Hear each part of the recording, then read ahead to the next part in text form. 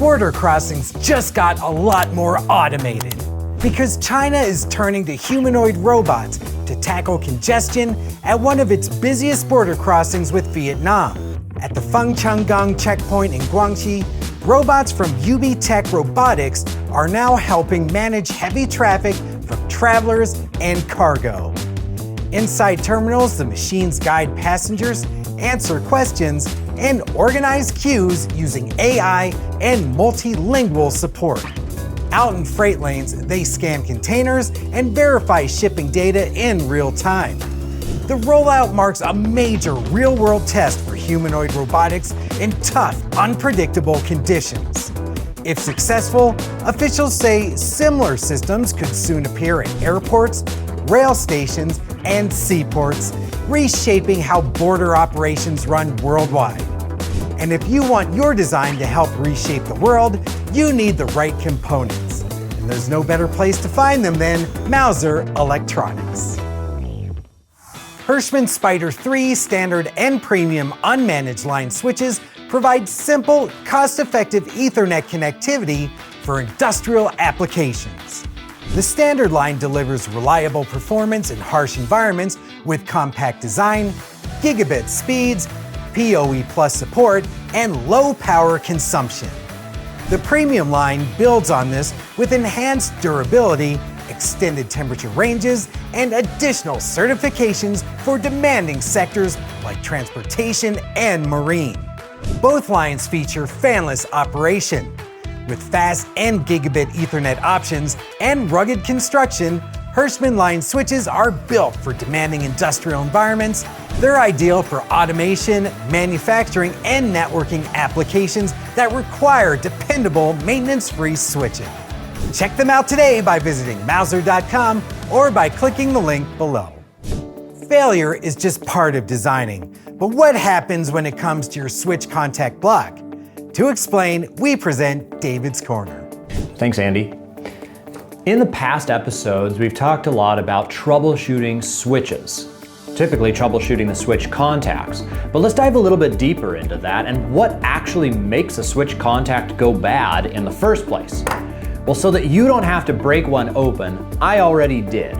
So let's take a look at the inside of this industrial switch contact block and see if we can figure out what might make it go bad. Now this one is a normally closed contact block. It's made out of clear plastic, but we'll still open it up to see what's inside. So if we take the top off, there are a couple of things that we immediately observe. And the first is when you press down on the contact, it springs back up. There's a spring inside, and if that spring fails, then we might not see any difference between pressing the button and releasing the button. Now that might be different depending on the installation orientation. I haven't seen very many switches that are installed upside down, but if that was ever the case, if the spring was missing, gravity would affect it differently. So if that spring fails, that's a possible point of installation failure. Another point is inside the little metal contacts themselves. Since we talk about contact blocks, the contacts, if they're subjected to a lot of electricity, which means a high voltage with a high current especially to a load device, a large spark when they're opened can actually weld those two points of metal together. That means that opening and closing or pressing and releasing the switch really doesn't do anything because the switch contacts are welded together and they're permanently latched in place. Most switch contacts, both sides open and close, like this one.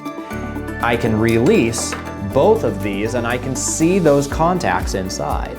Now, even if they haven't welded together, there is a little bit of a problem that occurs over time because no matter how careful we are, there will be small sparks that are generated. Over time, those will increase the resistance of the metal contacts and it can start heating up. That means that a last point of failure might be the plastic around it, the housing itself, starting to get really brittle, and that can cause it to crumble apart. And if that plastic starts crumbling, then all of the internal components will start getting out of alignment and they can pretty easily fail. We might just simply press the button and the whole thing falls apart. So, understanding what's inside of a switch contact can help you predict some of the problems and maybe more effectively troubleshoot when a failure does occur. Andy, back to you. Thank you, David. All right, it's time to adjust your knowledge gains in our Smart Bit quiz with our 3 control automation questions.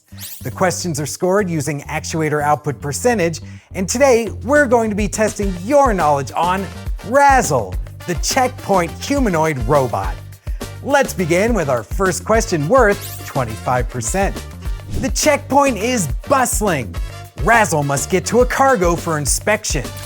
Which path planning method is best suited for navigating through dense crowds at a border crossing? Is it A, real-time adaptive path planning, or B, predefined fixed paths?